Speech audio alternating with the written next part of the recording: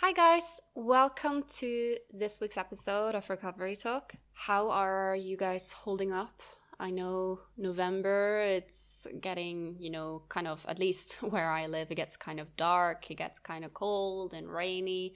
And this is a time where a lot of people start feeling their mood goes a bit lower. I've definitely had tendencies towards that, but I've also started seeing some of the beauty in fall. Fall has always just been my least favorite time of the year. But now I'm just kind of paying attention to, there are some beautiful things about it as well, such as the way the leaves look when they are on the ground, how many beautiful colors they have. And also just, when you're stepping on crispy fall leaves, oh, it's so satisfying. And also just falling asleep to rain sounds, there's something about that sound of rain towards the window that just makes, at least me, sleep so well. And it's just a nice time to, cuddle up with hot chocolate, spending time comfy and warm inside. Yeah. Trying to see some benefits of it as well, because this can definitely be a bit of a sad time for some people.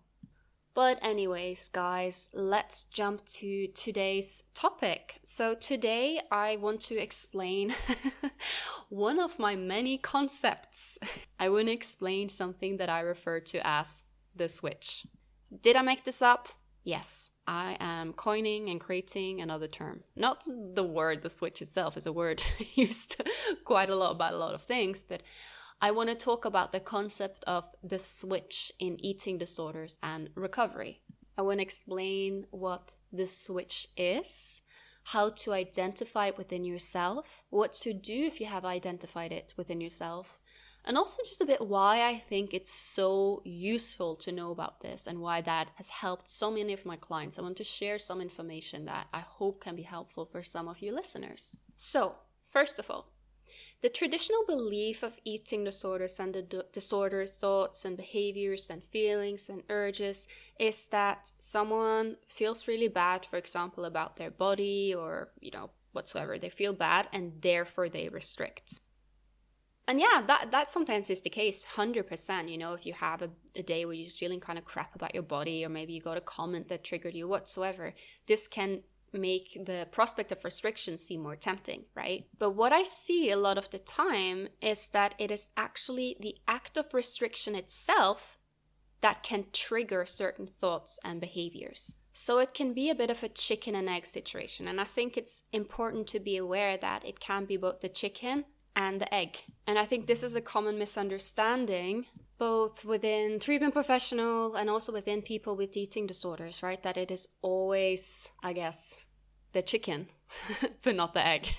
Does that make any sense? So basically, it's a common misunderstanding that if a person suddenly feels, let's say, bad about their body, it is the bad about the body that creates the restriction. But sometimes what I've seen is that someone can feel fine about their body, but there is a period of restriction, whether intentional or unintentional, and then they start feeling bad about their body. So a good example is I will be working with a client that, they may not feel great about their body. They're in eating disorder recovery overall, not exactly prime time for body loving, right? But they are feeling kind of more neutral about their body. Maybe we have worked on it and they become a bit more neutral and okay about their body. They're kind of a bit more accepting over it. And then they get a food poisoning, right? So they will have a period of energy deficiency that was not necessarily intentional. And it is so fascinating to hear that sometimes a few days of not getting enough food seems to trigger something in them, right? And also potentially some weight loss. Isn't it strange then that a period with less food and actually a period with potentially some weight loss can actually worsen body image? Because the eating disorder will tell you that these things should improve and you make you feel better about your body. And yes, sometimes they can as well. Interestingly enough, these things can be really confusing because you may feel little kicks of, ooh, I feel like I'm more appreciative of my body because I lost weight in an eating disorder way. That can happen as well, obviously. But that is just more like a short kick, right? And also that kind of kick can coincide with, oh yeah, that means that I need to eat less and lose more weight, right? But what I sometimes see is that I will have a client, like I said, have a period of energy deficiency, energy suppression, whether it's intentional or unintentional, and then they will start having certain thoughts come creeping back. So the person who has been completely fine, not restricting for a while, they get food poisoning, and then suddenly they notice they get urges to restrict. or they notice that their body neutrality kind of gets swapped with sudden urges to lose weight. And I guess some will then argue, oh yeah, but this is because maybe they step on the scale and realize that they lost some weight from the food poisoning, and then they are like, woohoo, I want to keep doing this, yay. And don't get me wrong, there can be elements of that, but what often I see is that they don't quite know why they feel the way they feel. It is just like something shifted in their heads. Or they may suddenly feel urges to move, urges to postpone meals, urges to healthify, right? And this happened in conjunction with the period of energy suppression, whether intentional or unintentional. But very often what I see is that it happens with unintentional energy suppression. This is why when I work with clients, a very important part of the work we're doing is also preparing or working around if the person gets sick, right? So for instance, now it's flu season, right? And not everyone necessarily loses their appetite and end up in energy deficiency when they have the flu or a cold or whatsoever, right? For a lot of people, their appetite may be completely the same and they might find it a good time to, relax and enjoy lots of food, right? But for the people who experience some kind of situation where there is an energy deficiency, whether that is a food poisoning, whether that is a sudden change in schedule where they become more busy and active. Maybe someone started a new job where they're on their feet a lot and suddenly they were unable to eat enough to actually end up in energy surplus or energy balance, depending on where they are in their life and recovery. Or it could literally be a period of grief, right? It's often believed that when someone with an eating disorder experiences grief, it is the grief and sadness makes them want to do disordered behaviors just to cope with the sadness. And yes, that can be true. Absolutely. When someone is vulnerable, it can be very tempting to be like, well, yeah, let me engage in some familiar suffering, some familiar habits.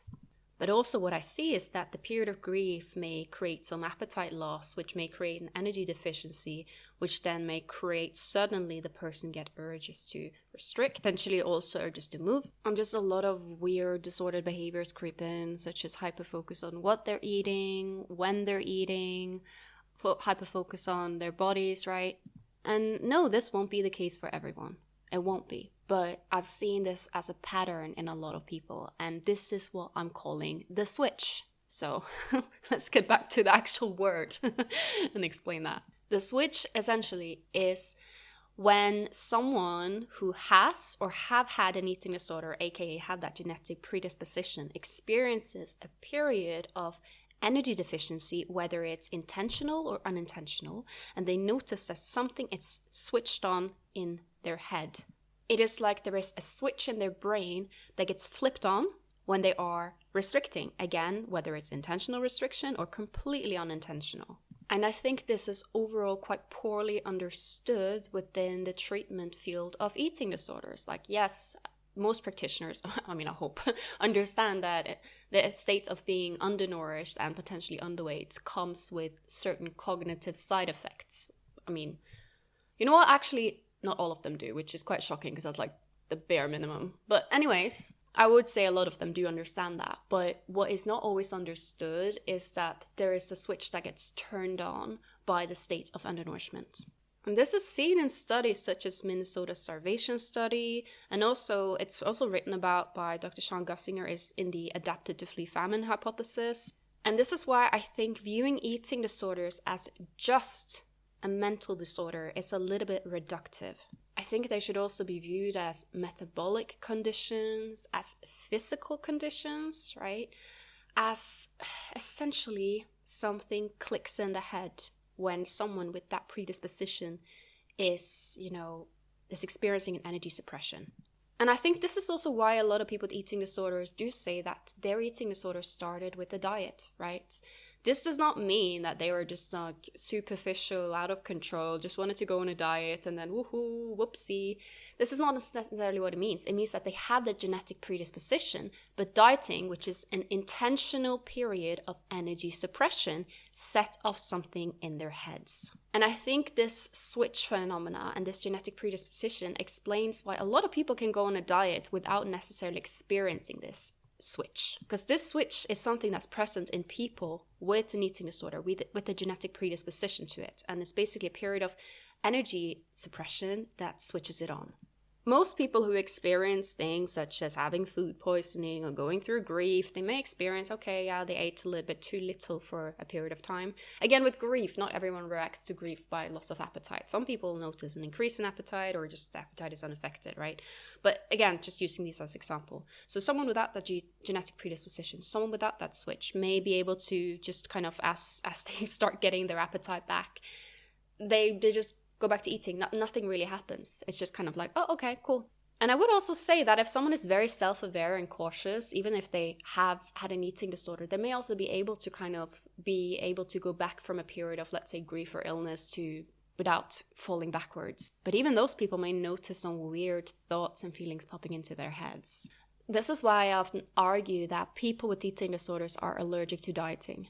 And I'm not saying that if someone doesn't have an eating disorder, they should just go and diet, because dieting is just silly anyways. Diets don't work. We know it affects your metabolism negatively. And also, ironically, the best predictor for future weight gain is dieting. So essentially, people will start dieting to prevent weight gain, but actually it is the act of constantly trying to suppress weight and messing up metabolism that creates the weight gain, right? And then they go for more dieting and then more weight gain, and then boom, boom, you have a yo-yo dieting pattern. Sometimes people with certain eating disorders tend to kind of feel a little bit of a superiority complex. I'm just saying it, I've been there. I'm not saying this in a shaming way, but I'm just saying it. Some, not all, but some sometimes feel a superiority complex for quote unquote being able to restrict, right? Almost like it is a bit of a secret talent. But actually, it's not a talent, it's the switch. It is you reacting differently to a period of energy suppression than someone without your genetic predisposition. So what I see with people eating disorders is if there is a period of energy suppression, is that restrictive behaviors get triggered. This does not mean that extreme hunger or binging can't get triggered, because this can get triggered as well, but often in conjunction with restrictive behaviors. If someone is just, eating reactively, then of course the energy deficiency will even out and then they'll feel better again, right? So this also counts for bulimia, for binge restrict cycles, for anorexia, binge purge subtype. I'm not talking just about restrictive anorexia here. And also, please, just a little bit of a side note. Sometimes people think my podcast is just about anorexia, specifically restrictive anorexia. That's not the case at all. That is only restrictive anorexia is actually the more rare eating disorders. I suffered anorexia binge purge subtype. I also suffered bulimia before that, right? I tend to just call them all restrictive eating disorders. And also, for God's sake, don't think that this podcast or what I'm saying only applies to people who are clinically underweight. I know I've said it before, I'll say it again, but I just want to clarify, especially if someone is like a new listener or something. An eating disorder happen at any kind of size. Someone can be underweight relative to their body's natural set point at any size. And this is not a podcast that only applies to underweight, restrictive anorexics. Yes, it applies to them, but it applies to also the vast majority of people with eating disorders who do not fall into this group, okay? Just clarifying. So yeah, guys, back to the switch. So sometimes the manifestation of the switch would be a bit more subtle and a bit more hard to pick up, right? It could be that, okay, example, someone has a food poisoning episode, right? And then they notice afterwards they suddenly become very interested in quote-unquote healthy eating, right? And they may actually justify it as, oh, I just had food poisoning. I want to be very, very mindful of what I eat so I don't feel unwell, right? So they can maybe find ways to rationalize it and normalize it. That makes perfect sense, right? It's just like, oh, I've just been throwing up for days, so should I maybe look a bit at what should I avoid eating, this and that, And then they may also notice, in addition to this, they may start being a little bit more interested in movement, including types of movement that they hadn't liked that much before. Maybe they're like, oh, I suddenly feel an urge to run. And again, they might justify it as, oh, I've been in bed for a whole week. Now I'm so excited, I have energy, so now I'm going to run again, right? Again, can you see how it can be used as completely, I guess, normal responses can be confused, and then they think it's a normal response, right? I've been in bed a whole week, I want to start running, And then actually, when you really unpack it, it's not necessarily just because you've been in bed for a week and now you want to run because it's nice to get out of the house. It can also be a bit because that urge to move has been activated, right?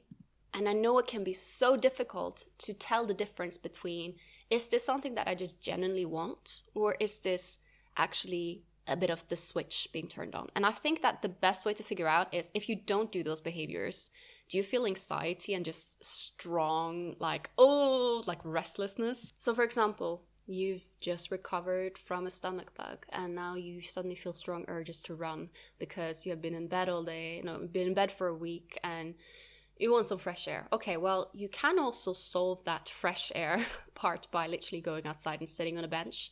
But you notice that it feels like, no, I need to move, like compulsive urges to move. That can be a red flag.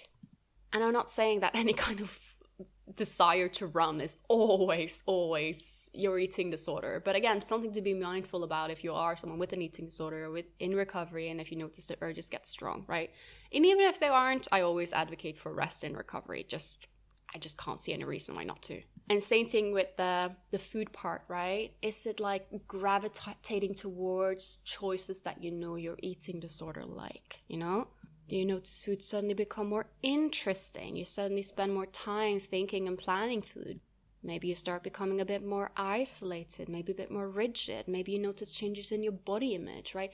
Again, your red flags for the switch being turned on may be completely different from someone else's. But I do see that there are certain commonalities. And it is basically just a uptick in urges to engage in disordered behaviors that come during or after a period of energy deficiency. This is not to say that urges to, disordered urges can't creep up when you're not in energy deficiency. I mean, obviously it can. It's just that the energy deficiency in itself can be a potential trigger. And the problem with this is that it kind of sets off a very vicious cycle, right? So someone will have a period of energy deficiency, intentional or unintentional, right?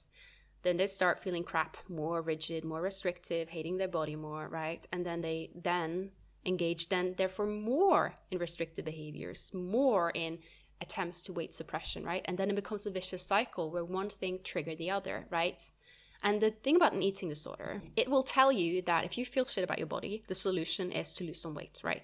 And then in the moment, yes, you may feel just in that split moment when you're stepping on the scale or trying on clothes that you notice the clothes fit has suddenly been too big, right?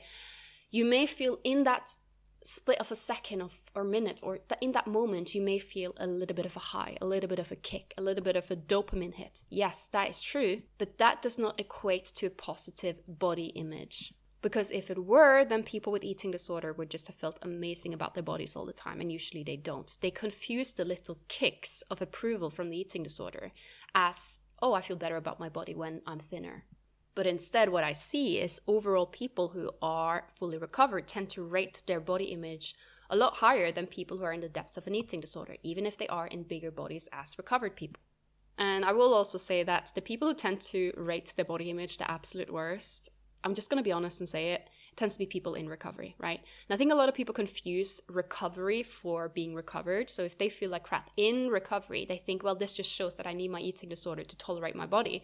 No. You will feel better about your body when you are recovered, but now you are in recovery, the stage between being fully recovered and being sick. It's an in-between stage. It's like a bridge crossing from one location to another. So please don't confuse how you feel about your body in recovery with how you will feel about your body when you are recovered, okay? Just a bit of a side note. It's very interesting because a lot of these behaviors that I just described, you can also see them in animals. I'm not joking. So I may have mentioned this study before, but there was a study done on rats where they basically restricted the rats, right? And they noticed that when they restricted the rats, they started running more on their, the little running wheel that they have in the cage. I can't remember actually if it was rats or mice, but it was some rodent. And they noticed the more they restricted the rodents, the more they started running until they ran themselves to death because they just got urges to move from restriction. This is not going to apply to everyone with an eating disorder. I never had urges to move. I had this sense of, I guess, inner restlessness, but in my case, it never really translated to compulsive movement. But for a lot of people, it does translate to compulsive movement. And you can also see it in pigs in something called wasting pig syndrome, where you see pigs basically, they get energy deficient. They start just eating less and less. Interestingly enough, this tends to happen in pigs that are bred for being very lean. and then they kind of accidentally, whoopsie, don't eat enough in like the feeding process, and then they start just kind of wasting away. So then you see in these pigs, eating too little and being too thin actually creates more of behaviors that create more thinness and restriction, right? This also just illustrates how important weight restoration is in recovery for those people who are, underweight relative to their set point, right? And I think most treatment professionals and treatment centers, when they set goal weights, I think they're aiming too low. And I'm going to do an episode about that in the future.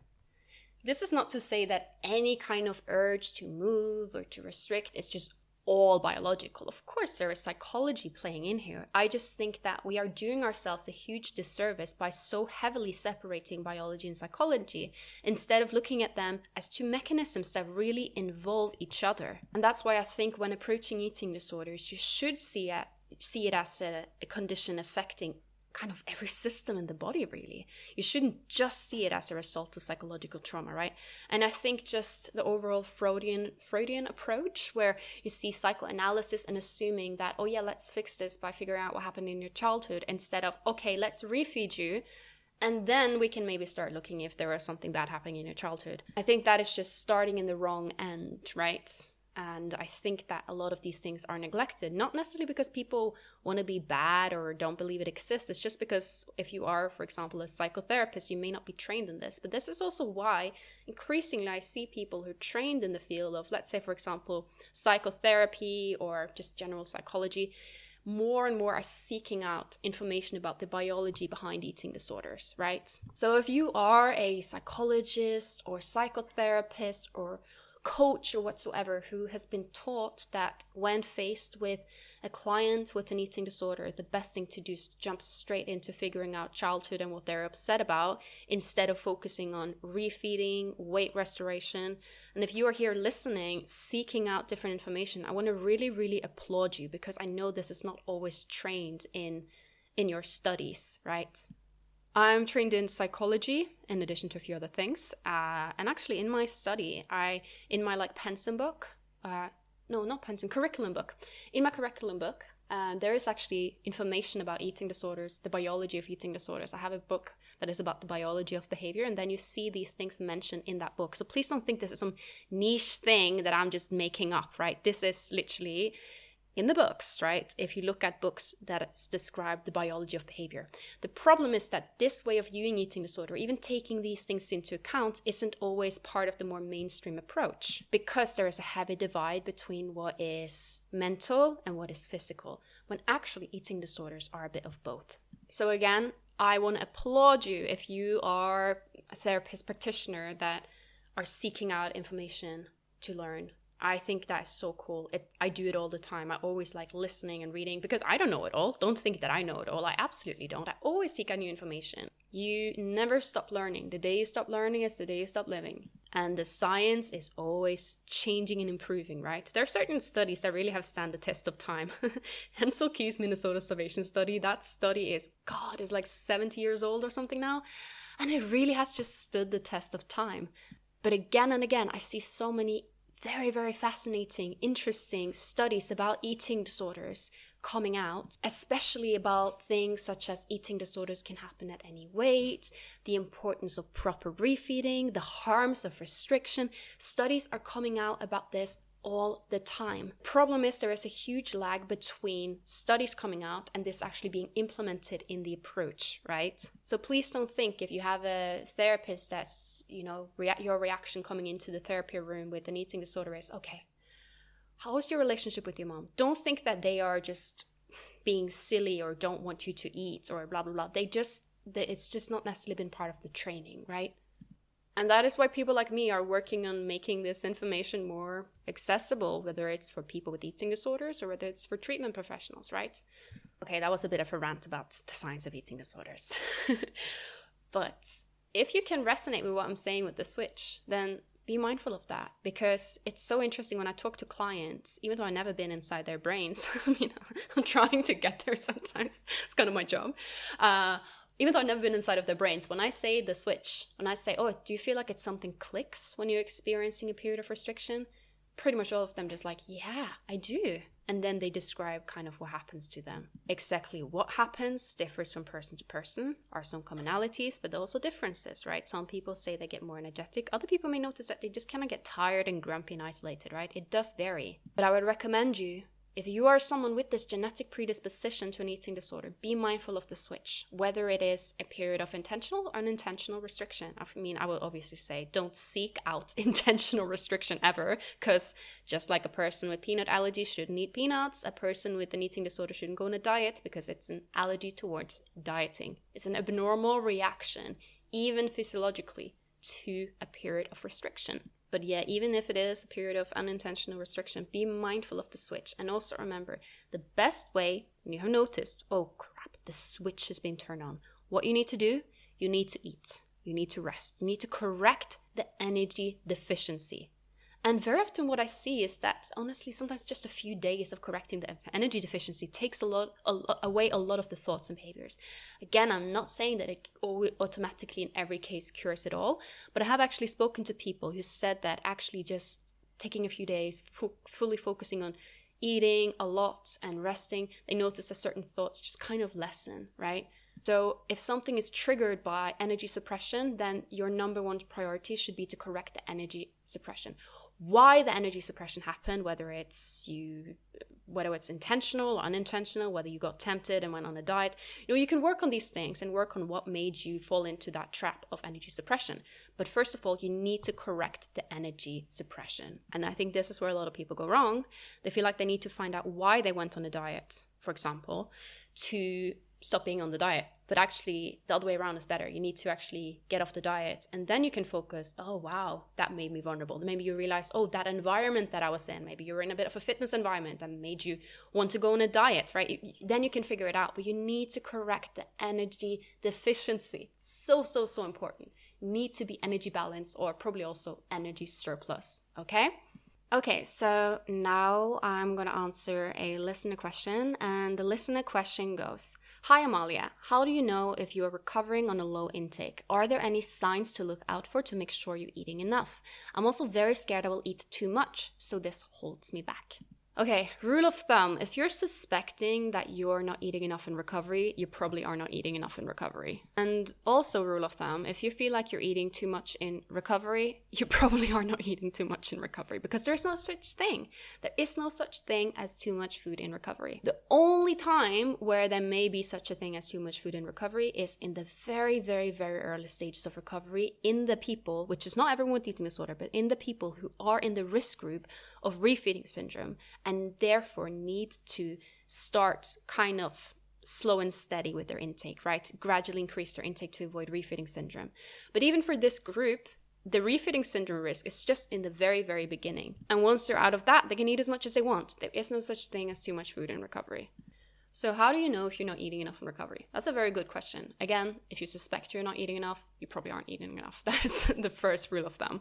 And even if you think you're eating enough, you may not be eating enough. So then I will answer this for those who think, oh yeah, I'm eating enough, but then maybe get you to question that a little bit. First of all, you may notice symptoms of metabolic suppression. So if you have listened to my episode about metabolism, you will know what I mean. What I see people who recover in a very low intake, they may notice that their body just keeps gaining weight despite eating an intake that's so low that most people would maintain or even lose weight on. Please note this is completely normal in recovery to gain a lot of weight very quick on very little. But then if you don't increase, then your body is not going to have a chance to speed up the metabolism. It could, of course, also be that you're just in a state in recovery, because every metabolism is different, right? It could also be in that you're in a stage in recovery where you notice that you're not gaining weight. And this could also happen even though you're eating a quote-unquote high intake, right? I had a period in my own recovery where I was eating decent intake and I was completely resting, but I didn't put on weight. And then I had to increase. I could, of course, have gone in the rounds and said, oh, but I'm eating a lot already. I'm eating more than the people around me. Why do I need to increase? Well, I was not putting on weight because my metabolism had gone up, right? And I know that can be a bit confusing because on one hand, not gaining weight can be a sign that you need to eat more in recovery if weight restoration and you're under your weight set point, right? Obviously. But then again, also gaining weight despite eating very little, not just in the beginning, but throughout recovery can also be a sign that you are eating too little in recovery. So I know that weight gain or not gaining weight can be a very confusing indicator sometimes. That's why I also want to focus on the other things, such as signs of metabolic suppression. Other signs of metabolic suppression is feeling cold. You may notice things are just kind of going slowly. Your digestive system may not speed up. And please don't get me wrong, it is normal to have a bit of a slowing in digestive system, also in recovery, right? Because things are still healing, things are still catching up. But as time goes by in recovery, you would expect to feel, for example, you don't feel so cold anymore, right? I would also say that if you are not noticing any kind of if you're not noticing any kind of improvement in your thoughts and behaviors by increasing intake, then it could also be a sign that you should eat more. And I know this sounds so counterproductive, but I often see that for a lot of people, increasing their intake and staying at a higher intake takes away some disordered thoughts and behaviors. I'm not saying that it's all cured by food, that's not what I'm saying, but I'm saying that a higher intake tends to, for some people, lessen certain disordered thoughts and urges and behaviors.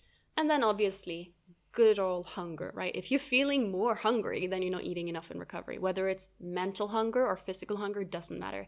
If you're constantly thinking about food, you need to eat more, right? So please don't think that it has to be a rumbling stomach. I mean, if it is, that's of course also a sign you need to eat more. If you're hungry, mentally or physically, if you're hungry for more food, you need to eat more. Eat more. But also be aware that you may not be mentally or physically hungry for more, but still need to eat more. I remember when I was in my recovery, I didn't necessarily feel like eating more than I was at that point, but I had to increase in order to restore weight. I was not at my set point weight because my weight gain had stopped, because I was still, just under the set point weight, but my metabolism had sped up so much from increasing my intake and resting. So overall, not eating enough in recovery will make you not feel that certain signifiers of starvation are improving. That's a good one. And I know it can be a little bit complex and difficult, but this was just a little bit of some examples of how that may manifest.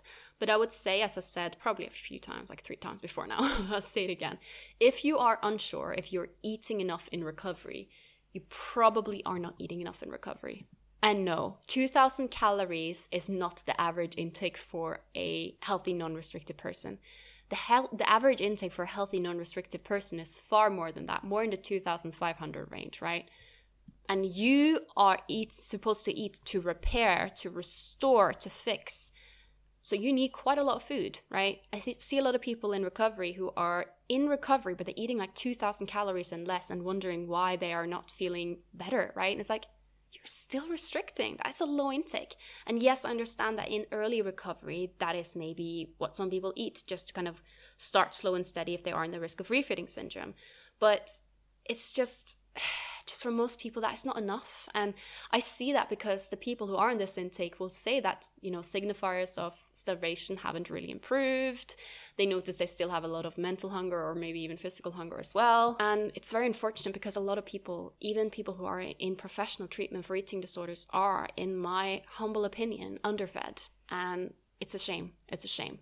So if you have, for example, a dietitian that is giving you, let's say, giving you a meal plan of like 1,800 calories or something ridiculously low, I would recommend for you to, I know this can be difficult, but I would recommend for you to say, hey, you know what?